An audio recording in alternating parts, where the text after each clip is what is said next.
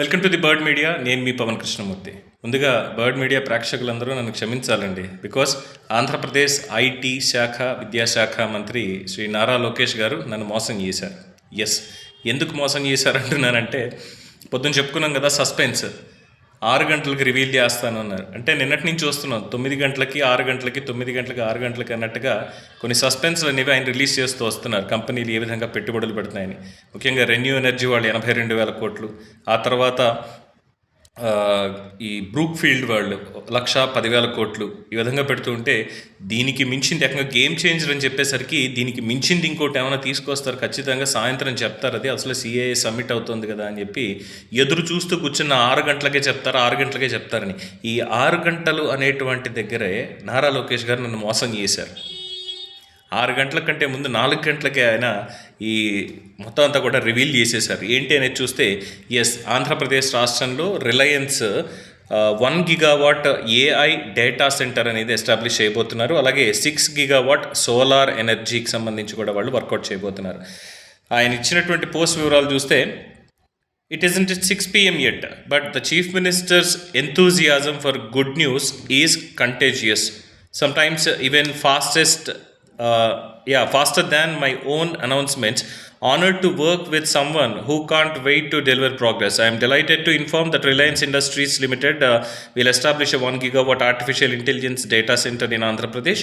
It will be fully modular, future-ready facility designed to host the world's most advanced GPUs, TPUs, and artificial intelligence processors. Functioning as a twin to Reliance gigawatt scale AI data center in Jamnagar, Gujarat, it will anchor one of Asia's most powerful AI infrastructure networks.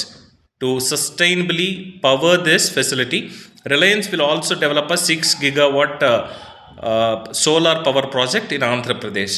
CIIP Partnership Summit 2025, choose speed, choose AP. Reliance వాళ్ళు ఆంధ్రప్రదేశ్లో 1 gigawatt artificial intelligence data centre అనేది establish చేస్తూ, దానికి పవర్కి సంబంధించి కూడా 6 gigawatt solar power అనేదాన్ని establish చేస్తున్నారు. జామ్నగర్లో ఉన్నటువంటి వాళ్ళ ఫెసిలిటీ ఏదైతే ఉందో, సేమ్ ఆంధ్రప్రదేశ్లో కూడా ఎస్టాబ్లిష్ చేసి ప్రపంచానికి, ముందుగా ఏషియన్ కంట్రీస్ అన్నిటికీ కూడా దీని సేవలు అందించాలి. At the same time sustainability అనేటువంటి పాయింట్లో వరల్డ్ మొత్తానికి గ్లోబల్ లీడర్గా ఎదిగే క్రమంలో ఆంధ్రప్రదేశ్ని వేదికగా ఎంచుకున్నారు అనేది చెప్తున్నటువంటి విషయం. అయితే దీన్ని చెప్తూ ఆయన అన్నటువంటిది, ఇది లోకేష్ గారి అనౌన్స్మెంట్ కాదు, ముఖ్యమంత్రి చంద్రబాబు నాయుడు గారి ఎంతూజియాజం, ఆయన ఉత్సుకతతోటి ఆయనే దీని ముందే అనౌన్స్ చేసేశారు అని.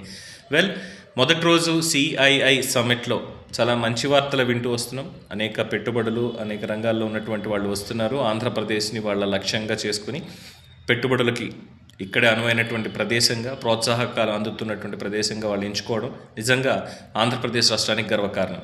థ్యాంక్ యూ నారా లోకేష్ గారు ఫర్ మేకింగ్ దిస్. నన్ను నిజంగా మోసం చేశారు, లేదంటే అప్డేట్ చూసుకునైనా సరే ముందే చెప్పుండేవాడిని. And thanks for whatever you are doing for the state. So Lokesh గారికి, ముఖ్యమంత్రి చంద్రబాబు నాయుడు గారికి, పవన్ కళ్యాణ్ గారికి మీ అభినందనలు కామెంట్స్ రూపంలో తెలియజేయండి. చూస్తూనే ఉండండి ది బర్డ్ మీడియా.